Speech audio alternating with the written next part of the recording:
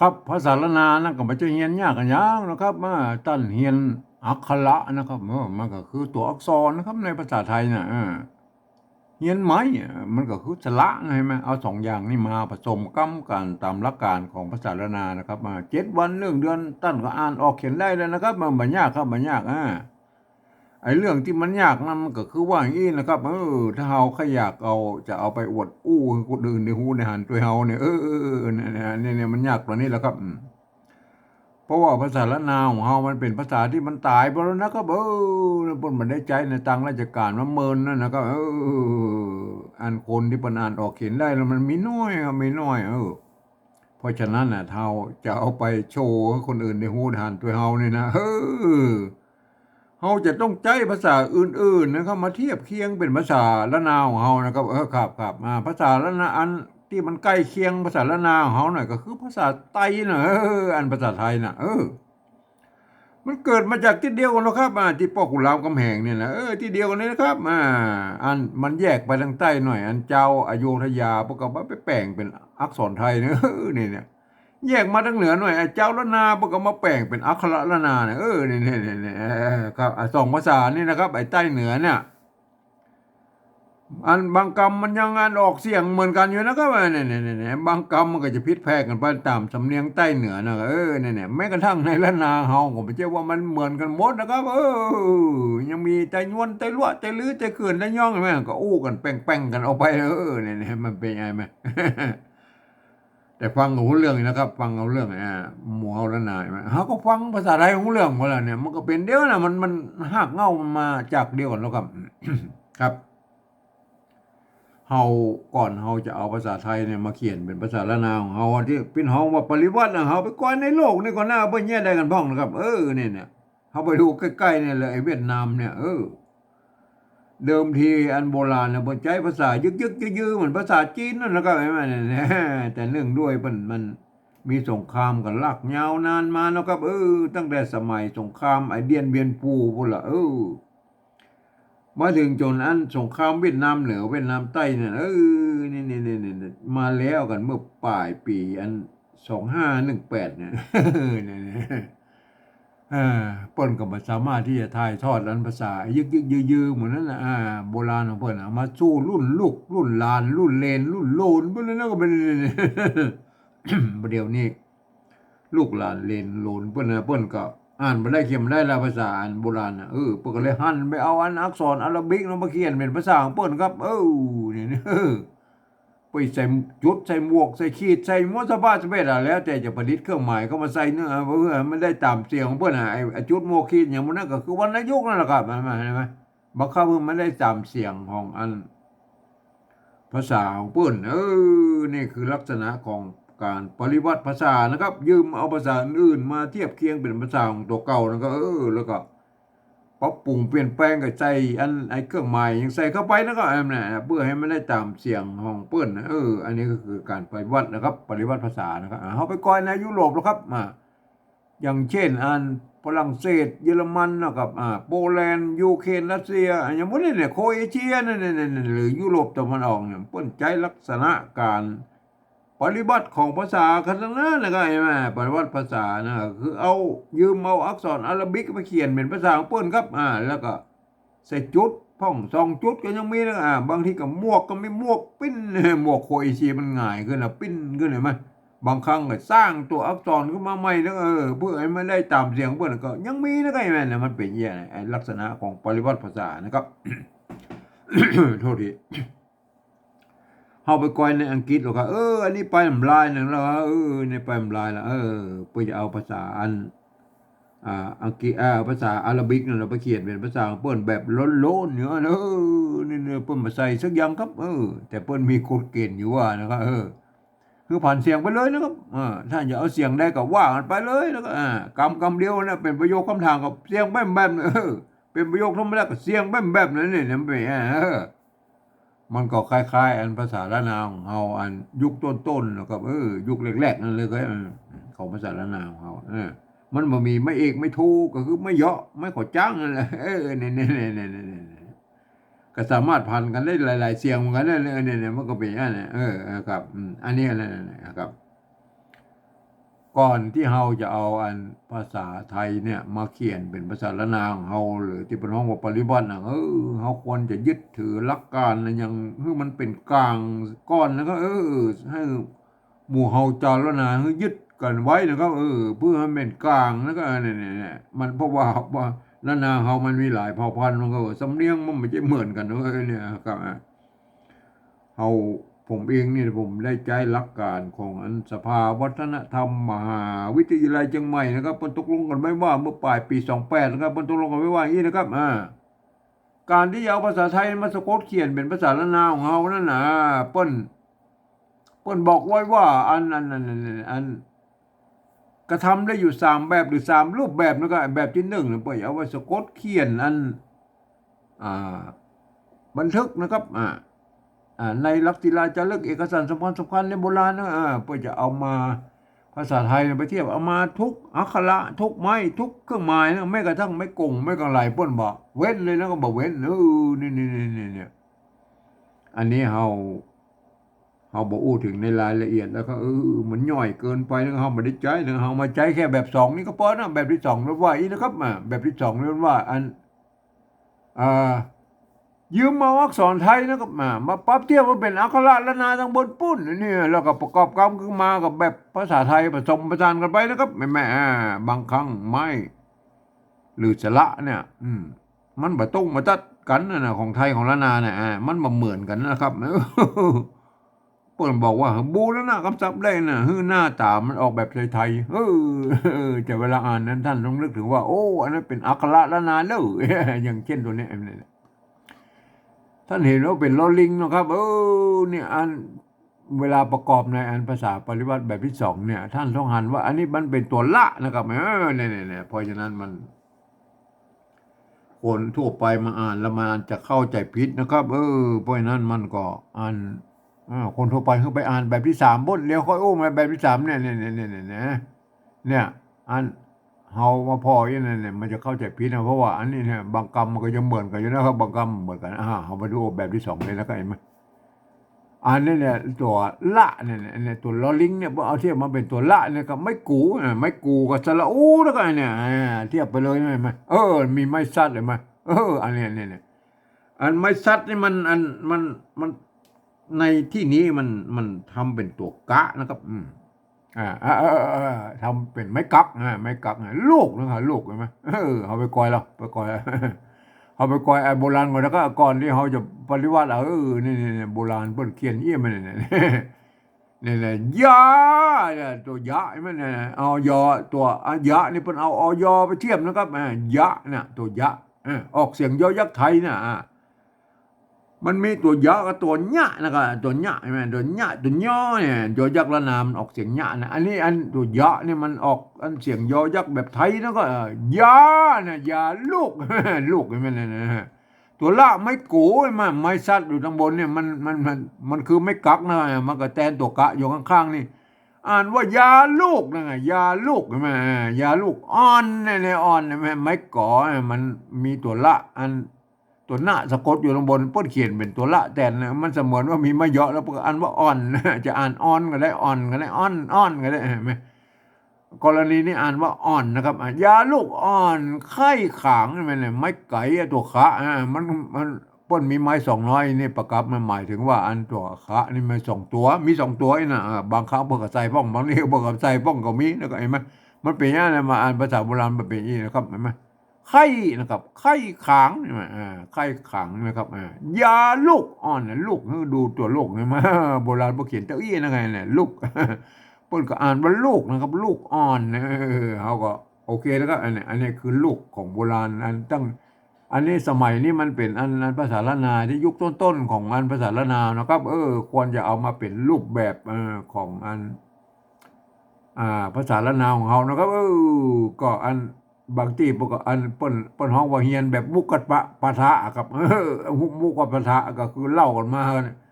เอ่อ5เจน10เจนก็ว่ากันไปแล้วก็ก็ว่ากันไปอันนี้มุกกัดปะทะมาเนี่ยปลายๆมามันจะเบี้ยวนะอันนี้ผมเองนี่ผมเฮียนมาจากอันภาษาอันละนาลุกอยู่ต้นๆเลยเอาเกาเงาเลยเปิ้นเกาเงาบนว่าอย่างนี้นะครับเขาก็เขียนอย่างนี้นะครับเห็นมั้ย ยาลูกอ่อนน่ะลูกใช่ไหมลูกพูดเขียนยี่เขาก็เขียนนี้แล้วก็ลูกนะเนี่ยลูก อันนี้ก็ลูกนะเนี่ยเอาละเป็นแบบที่หนึ่งนี่เพื่อจะเอาอ่านเปิ้นมีว่าไม่ชัดหรอกเปิ้นก็เอาไม่ชัดมาตัวนี่อันนี้แบบที่หนึ่งนะเปิ้นอ่านว่าลูกนะไงเอาแบบที่สองเอาบูรณะคำศัพท์นะครับบูรณะคำศัพท์คือหน้าตาแบบไทยเขาเอาตัวกอไก่ใส่แล้วก็เนี่ยเรื่องเนี่ยมันเป็นตัวไม้กักแล้วก็ลูกเนี่ยอ่านว่าลูกนะเนี่ยเห็นไหมอันนี้ลูกนะเนี่ยลูกเนี่ยอ่านว่าลูกนะอ่านภาษาไทยพวกก็ลูกลูกเต้ากันลูกเต้ากันก็แล้วไปแล้วเห็นไหม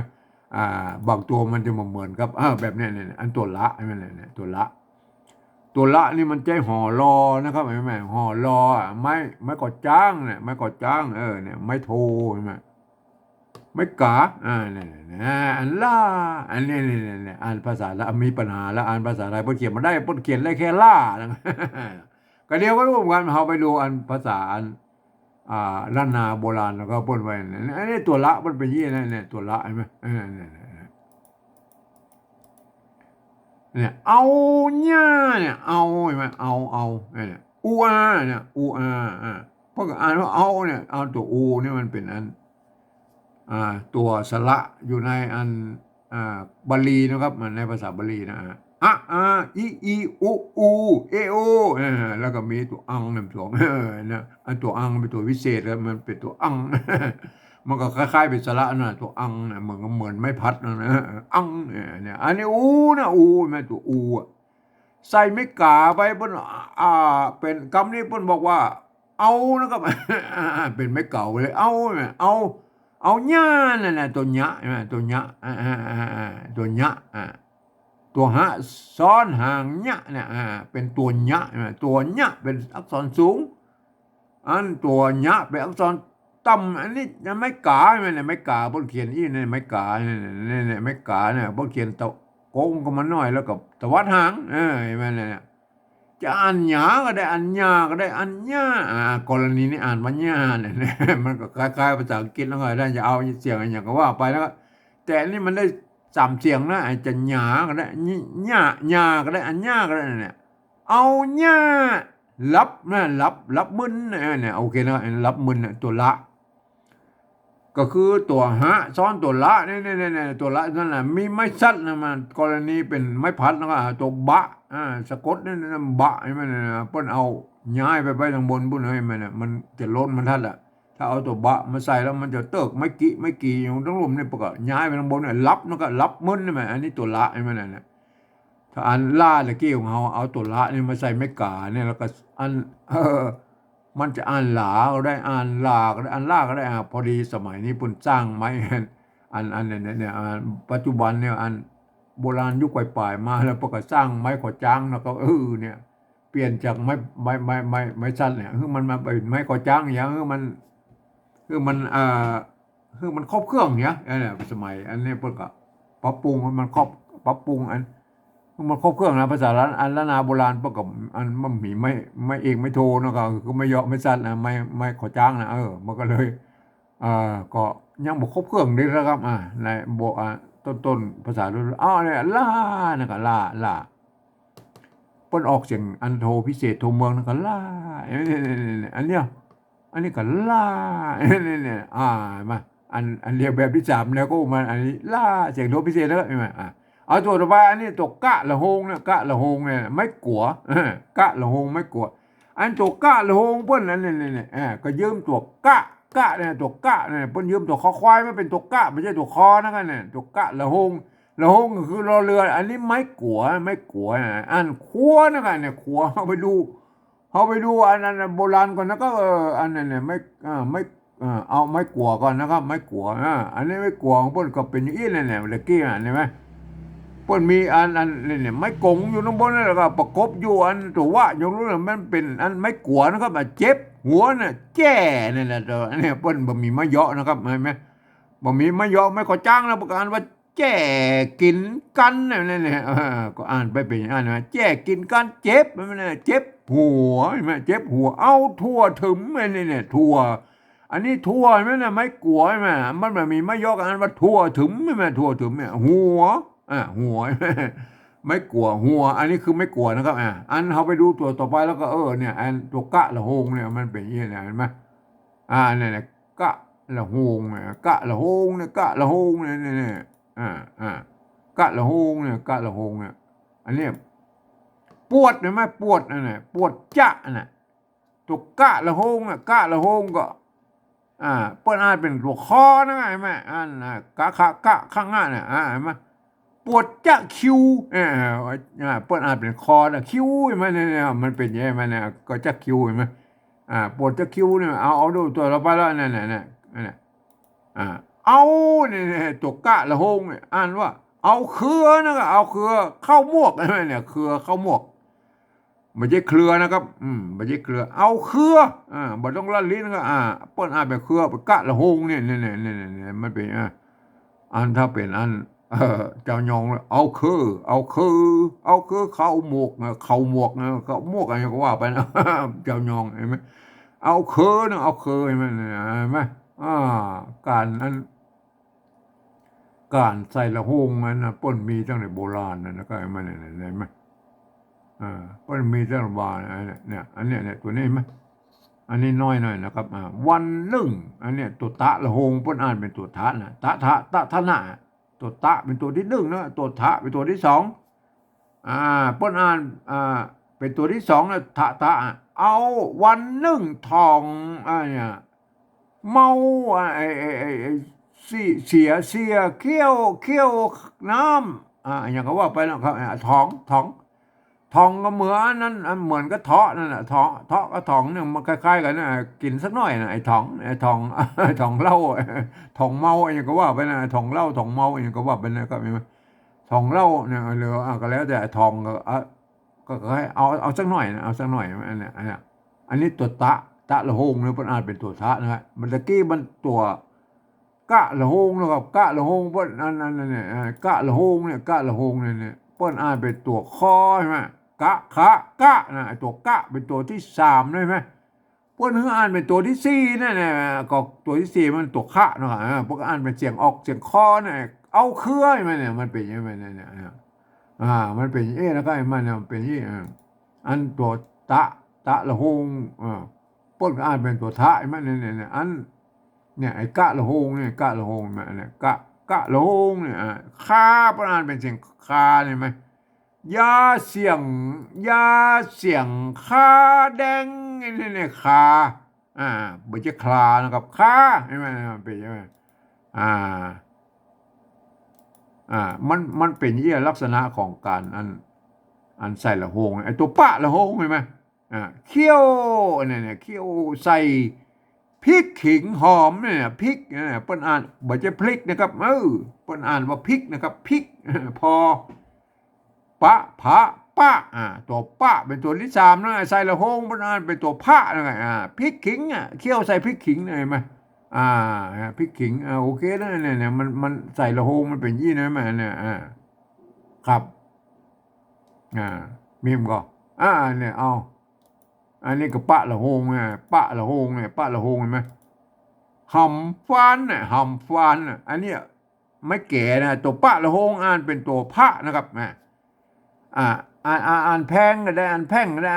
อ่านแพงก็ได้นะแพงแพงนะแพงก็ได้ไม้เห็นไหมอันกรณีนี้อ่านว่าแพ่งไม้นะปลาแพ่งนั่นแหละปลาแพ่งก็คือปลาไม้เป็นแพ่งชนิดหนึ่งเป็นไม้ชนิดหนึ่งหำฟันแพ่งไม้เนี่ยท่านก็เข้าใจแล้วไอ้ตัวการใส่ละหงมันเป็นอย่างนี้นะครับเห็นไหมครับเขาก็เอาปิกไปดูของเขาอันเนี้ยกะละหงเพราะเป็นเสียงคออันนี้ไม่กลัวใช่ไหมเนี่ยไม่กลัวที่นี่นะถ้าเป็นแบบที่หนึ่งไปเอาไม้กงไว้นะตัวว่าอีนั่นก็มาไม้กงใช่ไหมเนี่ยไม้กงเนี่ยไปเอาไม้กงมาด้วยแล้วก็เขาเอาแบบอันเขาเอาแบบที่สองนะครับแบบที่สองเนี่ยเปิ้นว่าคือบูรณะคำศัพท์คือมันหน้าตาแบบไทยก็เอาสระอัวไทยใส่นะก็ไหมเนี่ยเอาสระอัวไทยใส่นะก็ไหมครับเอาสระอัวใส่ไทยนะครับไปมาเนี่ยบูรณะคำศัพท์แล้วนะก็ตัวเนี้ยบูรณะคำศัพท์แต่ถ้าสมมติว่าไม่เป็นแบบที่สามเนี่ยเป็นห้องว่าปริวัตินะครับปริวัติแหละแนวทางของอันเวียดนามนะมาเปิ้น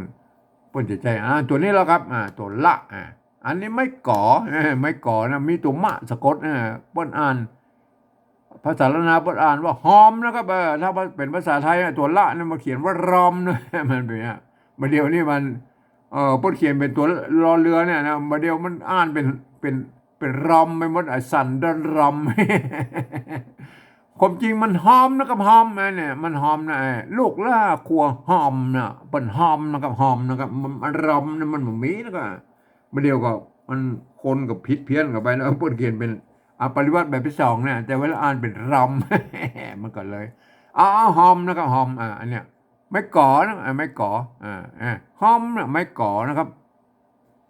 อันไม่ก่อก็เอาอันนี้เอาตัวอ้างเนี่ยเอาอ้างอันตัวอันไม่กังวลมันมีก็เอาว่าไปนะตอนนี้เบิ้ลไม่ก่อเอาไปดูไอ้ไม่ก่ออันโบราณคนเราเนี่ยมันเป็นอย่างนี้นะไม่ก่อนะครับไม่ก่อไม่ก่อ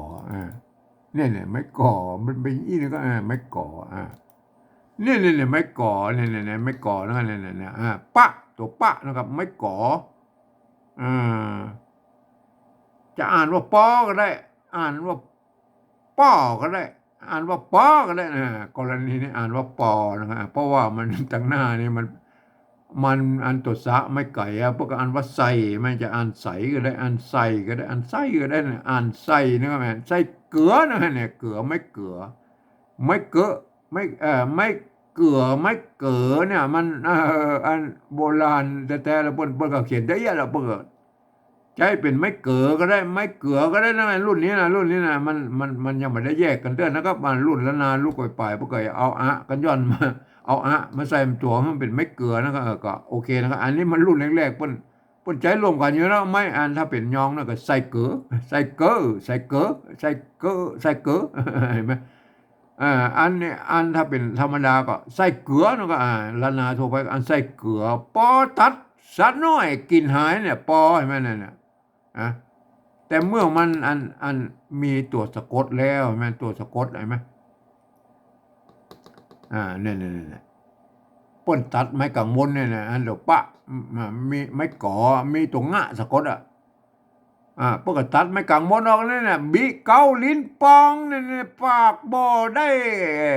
ลิ้นไก่ลิ้นปองอะไรว่าไปปองใช่ไหมปองใช่ไหมเนี่ยว่าปองลิ้นปอง ลิ้นปองแล้วก็ไอ้มาลิ้นโอเคแล้วไอ้ไหมอันนี้คืออันไม่ก่อแล้วก็ไม่ก่อใช่ไหมอ่าอันเนี้ยอันกรณีที่ว่าอันนี้เนี่ยอันสันดอนลมสันดอนลมเนี่ยสันดอนลมหอมเมื่อมันเนี่ยมันมีตัวสะกดแล้วประกอบไว้ตรงบนนะครับมาไว้ตรงบนสันหอมก็โอเคแล้วก็ไหมอันนี้อย่างอันนี้ก็ดูแลอ่อนใช่ไหมอ่อนนี่ก็แลลูกอ่อนเนี่ยอ่อนใช่ไหมพวกก็เอาเนี่ยตัวหน้าสะกดว่าก็เป็นอันตัวสะกดมันเอาไว้ทางข้างๆเพศเลยไหมไม้อยู่ลุ่มตัวสะกดเอาไว้ทางข้างๆหลังๆเนี่ยใช่ไหมตัวละบนเขียนแทนตัวหน้าเนี่ยบนอ่อนใช่ไหมลูกอ่อนใช่ไหมมันเป็นยังไงอันนี้ก็สันดอนลอมใช่ไหมเนี่ยสันดอนลอมสันดอนฮอมสันสันดอนฮอมใช่ไหมครัวนั่นแหละหอมนะครัวหอมใช่ไหมเนี่ยตัวมะโมมาก็โอเคนะกันเนี่ยเขียนอย่างนี้นะครับแต่ภาษาไทยมันออกเสียงรอนะครับหมายมันเป็นภาษาที่มันใจรวมกันแล้วก็มันใจรวมกันนั่นไอ้ตัวละเนี่ยตัวละมันใจรวมกันนะครับเนี่ยเอาก็ดูนะครับเนี่ยตัวละมันใจรวมกันในสมัยโบราณเนี่ยห้างเนี่ยตัวละนะถ้าเป็นอันภาษาไทยพวกร้างหน่อยแม่เนี่ยมันใจร่วมกันแล้วก็อันมันใจร่วมกันภาษาไทยภาษาละนามันเกิดมาจากที่เดียวนะบางเสียงสำเนียงมันก็เหมือนกันอยู่นะบางทีก็เขียนเหมือนกันแล้วก็อ่านต่างกันใช่ไหมไทยอ่านว่าร้างนะเมืองอังว่าห้างนะห้างเย็นงาจ้างนอแฮดนอแฮดใช่ไหมถ้าไทยกับนอแรดนะครับเข้าเยิงนะเข้าเยิงใช่ไหมเนี่ยเข้าเยิงใช่ไหมเนี่ยนอแฮดนะนอแฮดท่านเข้าใจนะถ้าเป็นไทยเพิ่งออกรอนะเนี่ยถ้าเป็นอันเมืองบดอาจเขียนเหมือนกันนั่นแหละถ้าเป็นเมืองมันออกฮอนะไงเนี่ยเห็นไหมก็มันเป็นแต่เป็นภาษาบาลีมันต้องออกเสียงรอนะอย่างเช่นรัมมนาฏเนี่ย ละไว้อย่างเขาว่าไปนั่งมาตัวละนะครับโอเคนะครับทีนี้ก็ได้แล้วนะแบบที่สองนะครับเห็นไหมอันแบบที่สองพวกก็อ่านกันได้ยินนะเนี่ยอ่านได้แล้วนะครับไม่เนี่ยก็ควรอันเป็นเจ้าแล้วนาเฮากับควรจะใช้อันร่วมกันนะครับไม่ควรจะใช้ร่วมกันเพราะว่าอันยังเพราะว่าอันมันจะได้อันเหมือนกันนะครับแบบที่สองเนี่ยควรจะยึดถือเป็นกลางนี่จะเป็นไต้ยวนไต้ลวดไต้เลื่อยไต้เกินก็ควรจะเขียนแบบเหมือนกันเนี่ยแต่เวลาอ่านท่านก็อ่านไปตามสำเนียงของท่านนะครับวันนี้จะอ่านแบบสำเนียงแบบไต้ยวนเชียงใหม่นะอ่านว่าอย่างนี้นะครับลูกล่าครัวหอมไม่ใช่ครัวรอมนะครัวหอมลูกล่าครัวหอมหอมนะโอเคนะครับอันนี้คือสำเนียงเชียงใหม่ไต้ยวนนะครับสำหรับแบบที่สามนั้นอันสภาวัฒนธรรมมหาวิทยาลัยเชียงใหม่เนี่ยเปิ้นบอกไว้ว่าอย่างนี้นะครับเปิ้นบอกว่าหลักการนะเปิ้นบอกว่าฟังเอาเสียงภาษาแล้วนะบนปุ้นนี่เปิ้นเปล่งเสียงออกมาได้เลยกับเปล่งเสียงออกมามันคือเสียงกับล่ะเปล่งเสียงออกมาเลยก็เอาภาษาไทยเขียนจะนั่นนี่พอเขียนปูเต้าเยอะนะปูเดแต่พอก็เริ่มขึ้นเป็นอันภาษาละนาอันภาษาไทยนะมันเป็นระบบ5เสียงนะครับเห็นไหมกากากากาเนี่ยมันบ่มอันภาษาละนามันเพิ่มมันเสียงนะไอ้กากากากามันมีก้ามันตัวมันมีมันมีเสียงโทพิเศษโทเมืองตัวนั่นนะมันเป็นอย่างนี้มันภาษาไทยมันมีเอกโทไม่เอกไม่โทไม่โทไม่ตีไม่จารวาลป้นผันได้5เสียงนะครับเห็นไหมอันภาษาละนาป้นแยกครับเปิ้นแยกเอาอันระบบของภาษาละนาเปิ้นแยกเอาเป็นอักษรสูงอักษรต่ำเห็นไหมตัวกะเห็นไหมเนี่ยมันเป็นยังไงตัวกะอักษรสูงตัวกะแบบอักษรต่ำเนี่ยมันก็จะกู้กันไปหมดแล้วก็เห็นไหมแล้วพวกเปลี่ยนกันเยาะเปลี่ยนกันซัดเนี่ยพวกก็บอกว่าเปลี่ยนใจไม่เอกไม่โทนั่นอะไรไหมสลับกันไปมันก็ได้6เสียงนะมันได้6เสียงไอ้กามันเพิ่มมากามันตัวให้มันเนี่ยมันเป็นยังไงตามสำเนียงของภาษาละนาบ่เป็นอย่างนี้มาก็เลยการที่เอาเอาภาษาไทยมาเขียนอันนี้ภาษาปริวัติเอาปริวัติมาเป็นภาษาไทยมันเขียนมาได้ครบครับมาได้ครบเสียงโดยเฉพาะเสียงโทพิเศษโทเมืองเนี่ยล่าเนี่ยมันเขียนมาได้ล่าไอ้ก้าเนี่ยเห็นไหมไอ้ก้ากล้าล่าก้าเนี่ยล่าเนี่ยมันเสียงโทพิเศษนะครับเดี๋ยวเขาอุ้มกันมาถึงเนี่ยเอาตัวแรกก่อนนะครับฟังเลยนะเปิ้นบอกว่าฟังเอาเสียงภาษาละนาบนปุ้นนี่เปิ้นเปล่งเสียงออกมาเลยเฮาบ่พอก็ได้นะครับบ่พอรับตายก็ได้ภาษาละนาเปิ้นบอกว่าลูกนะครับลูกอันนี้ก็ลูกใช่มั้ยเอาเฮาบ่พอแล้วเอาลูกภาษาไทยแล้วลูกเอาลูกภาษาไทยใส่เลยนะเนี่ยเฮาสะกดเขียนไปเลยนะได้เลยมาน่ะลูกมันเนี่ยลูกพอดีมันเต่ากันลูกกับลูกใช่มั้ยก็มันม่วนกันลูกบางเตี้ยมันก็เต้ากันนะครับภาษาละนาภาษาอันไทยอันมันเกิดมาจากพ่อขุนรามคำแหงที่เดียวกันเลยก็เนี่ยแหละมันหักเงามันหักเดียวกันแล้วก็มาไหมบางกรรมมันก็เหมือนกันเนี่ยมันจะแตกต่างกันตรงนี้แหละนี่แหละกรรมที่สองเนี่ยใช่ไหมอันภาษาละนามันออกเสียงล่านะครับล่าเสียงโทอันพิเศษโทเมืองนะแบบอันไตโยนเชียงใหม่มันออกว่าล่าเสียงโทพิเศษนี่หลักกันยาวๆนะก็อันแบบที่สองนี่ก็ปฏิวัติมาแล้วตัวละไม่ก็จ้างไม่กาล่าเอาล่าเอาสะกดเอาพอทั้งหมดแล้วเอาล่าไทยแทนแล้วก็ล่าเอาล่าภาษาไทยแทนนี่เพิ่นอ่านไว้เลยนะครับอันนี้เปิ้นออกเสียงว่าล่านะครับล่าเนี่ยเขียนอย่างนี้แล้วเปิ้นออกว่าล่านะครับมันเห็นไหมอันภาษาไทยเปิ้นออกแค่ได้แค่เสียงโทปกตินะครับเห็นไหมล่าอันเนี้ยบ่ใส่ไม้แล้วก็หลาอันนี้หลานะครับหลาเสียงจัตวาใส่ไม่ย่อเอาไว้หลาอันนี้ลานะเสียงเอกใช่ไหมใส่ไม่โทล่าล่านัง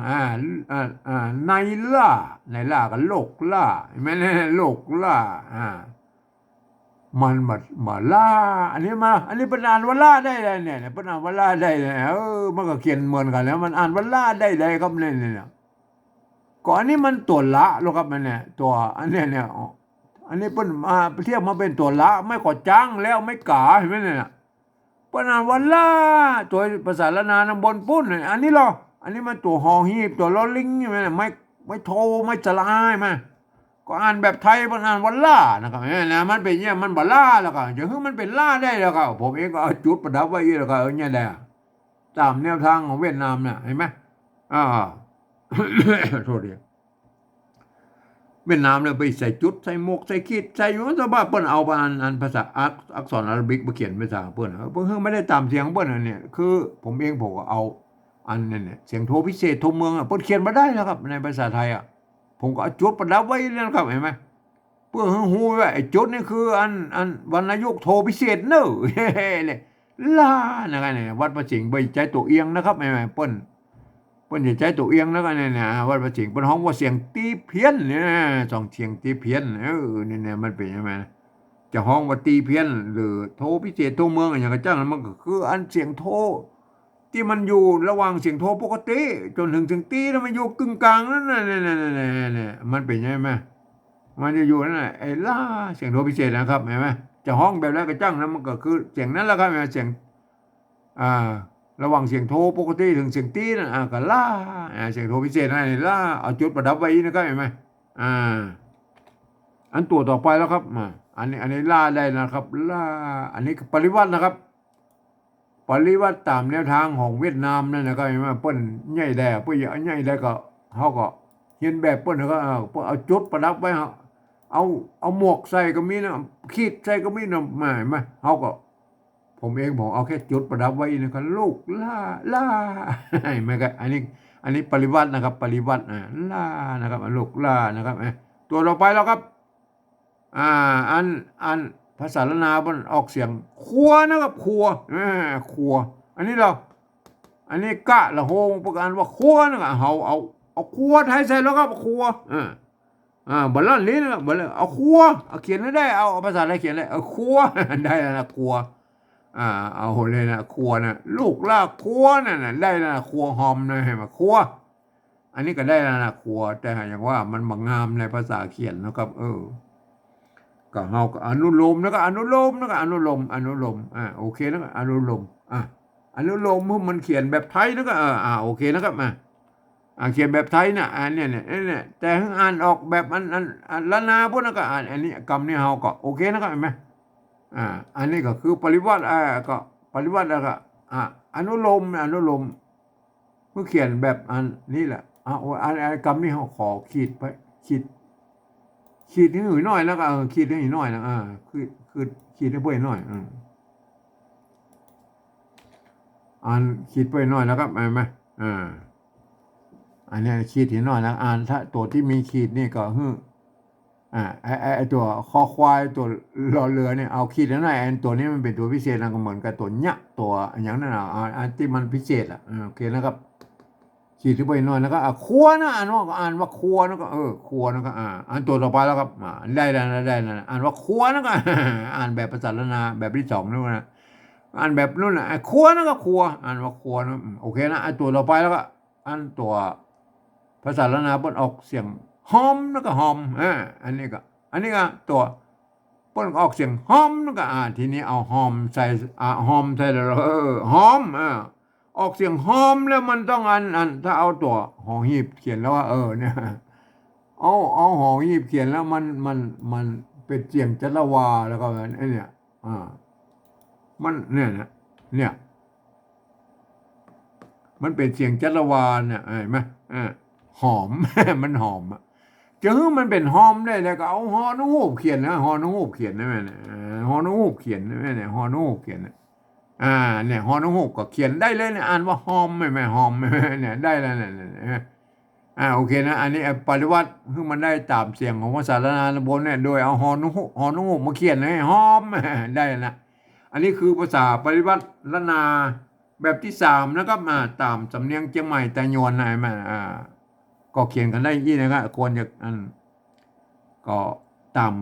แบบฉบับของจิ้นสีเคอาของผมเนี่ยผมก็เขียนอย่างนี้นะไอ้มาก็โอเคนะครับไผ่จะเอาไปเป็นอันตัวอย่างหรือไผ่จะไปเรียนแบบนี้ก็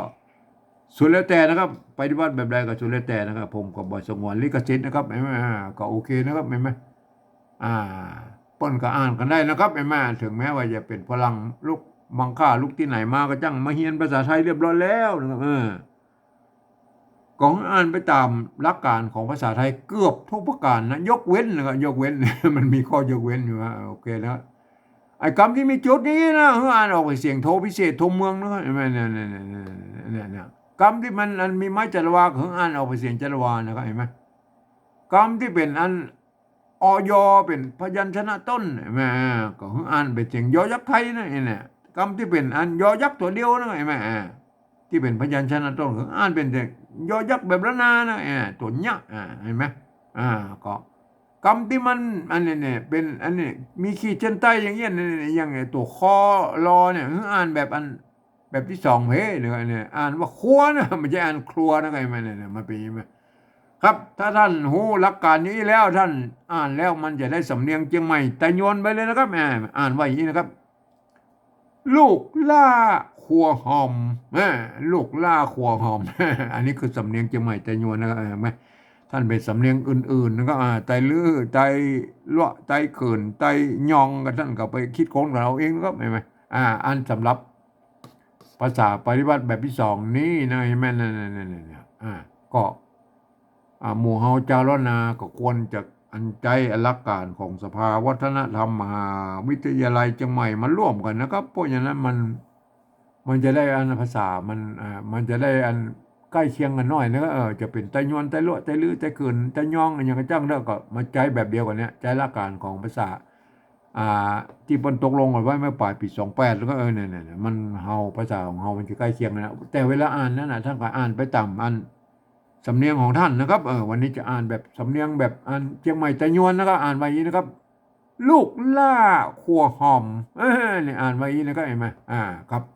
สำหรับภาษาละนาทางบนปูนนะครับปูนก็อันเขียนส่วนใหญ่แล้วพวกก็เก่งกันได้อย่างนี้นะครับเนี่ยก็ยกเว้นบางที่นะครับปูนก็ยังว่ามันละนาเฮามันมีหลายเผ่าพันธุ์แล้วก็ไตงวนไตลวดไตลือไตเขินไตยองเนี่ยมันก็พวกก็ถ่ายทอดกันมาตั้งแต่สมัยรุ่นโบราณนั่นนะครับมาถึงรุ่นปลายของเฮาประเดี๋ยวนี่มันมันหลายเจนนะไหมมันหลายเจนแล้วก็เปิ้นก็มันประเดี๋ยวนี้เฮามาหันนะเปิ้นเขียนอย่างอันเขียนอย่างอี้ก็อย่าไปตักกันบ่เด้อนะก็ไอ้มันอย่างกับว่าลูกเนี่ยมันเปิ้นก็เอาเปิ้นบ่ใส่ไม่ซัดแล้วครับเปิ้นก็เอาลูกกอไก่กอตุกกะใส่ธรรมดาเนี่ยก็ท่านหันอย่างนั้นก็บ่จะบ่ได้ว่านะเปิ้นอันนี้เขียนแบบอันละนายุคต้นๆก็บ่เขียนอย่างอี้ก็เขียนอย่างอี้มาลามันก็ครัวหอมอันนี้ครัวเนี่ยอันเสียงออกเสียงคอเนี่ยบางทีไปใจตัวข้าหางยาวก็ได้นะครับเนี่ยตัวข้าเนี่ยข้าไอ้ขั้วเนี่ยพวกก็อ่านแต่ให้มันงามนะคล้ายๆภาษาอะไรพวกก็เอากะละหงใจนะพออ่านว่าขั้วเนี่ยขั้วหอมไหมไอ้หอมเนี่ยมันเนี่ยมันตัวละใช่ไหมอันตัวละเนี่ยมันเปิ้นมันต้องเอามาใช้เอาตัวหะมาเขียนแล้วก็อันตัวละเนี่ยเปิ้นเขียน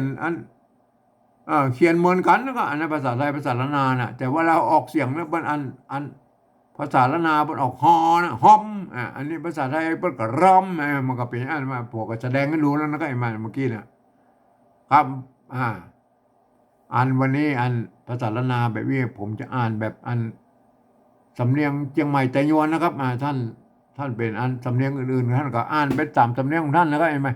อันนี้อ่านแบบสำเนียงเชียงใหม่ไต้หวันอ่านไว้นะครับลูกล่าขัวหอมลูกล่าขัวหอมนะวันนี้สั้นๆเลยครับครับวันนี้เป็นการปริวัติภาษาละนาอันแบบสำเนียงเชียงใหม่ไต้หวันนะครับครับเพื่อมันเป็นตัวอย่างนะครับเพื่ออันเจ้าละนาอันเป็นไตลื้อไตลวดไตขืนไตยองอันอย่างกับท่านก็ไปคิดค้นกันเอาเองนะครับเห็นไหมครับอันนี้ผมเขียนให้มันเป็นตัวอย่างการปริวัติภาษานะครับที่มันนั้นคือมันมีหลักการนิดหน่อยนะก็ไม่ใช่ว่าต่างคนต่างปริวัตินะครับอัน10 คนก็10แบบนะครับอัน10ความคิดก็ออกมาเป็น10แบบนั่นแหละ100 คนก็100ความคิดออกมาเป็น100แบบนั่นเนี่ยมันจะไปเรื่อยนะครับมันมาเหมือนกันนะถ้าเขามีหลักการของอันที่มันยึดถือหน่อยก็คือสภาวัฒนธรรมมหาวิทยาลัยเชียงใหม่มันตกลงกันไว้เมื่อปลายปี28อะไรไหมนี่เดี๋ยวมันก็เมินนานนะแกแล้วเห็นไหม เมื่อมันมีข้อตกลงแล้วเขามันยึดถือเป็นส่วนกลางนะครับมันจะอันจารณาเขาเนี่ยก็จะเขียนภาษาปริวัตินาได้ใกล้เคียงกันนะครับครับวันนี้ผมก็ขอบรรยายเพียงแค่นี้นะครับ